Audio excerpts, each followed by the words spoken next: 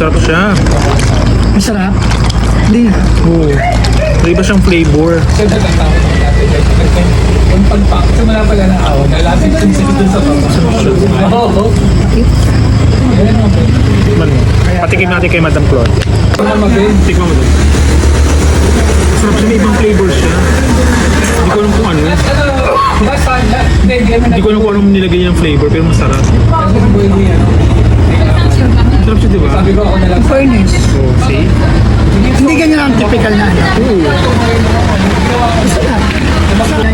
Hindi ko alam kung anong nilagay nilang flavor, pero kakaiba siya.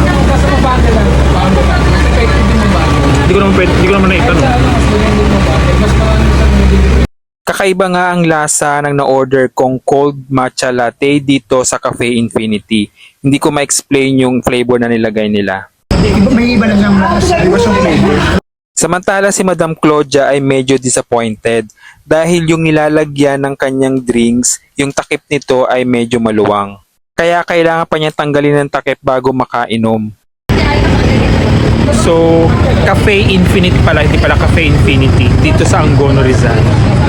So masasabi ko nga ang Cafe Infinity ay nasa bundok ng Angono. Dahil matarik ang kalsadang dinaanan namin, mas mai-enjoy nga namin ang view kung dumating kami dito ng bandang hapon at hindi sa gabi. So, literally, nasa gilid na kami ng kalsada.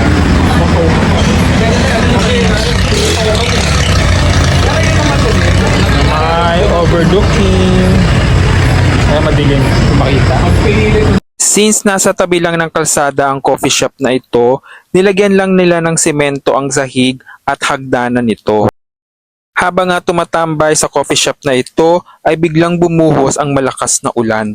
Maraming ang tumambay na nakamotor para makasilong. Uy, grabe ang lakas ng ulan!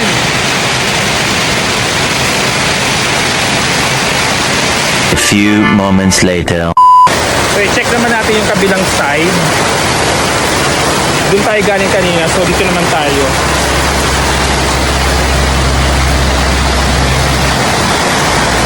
So ito yung kabilang side.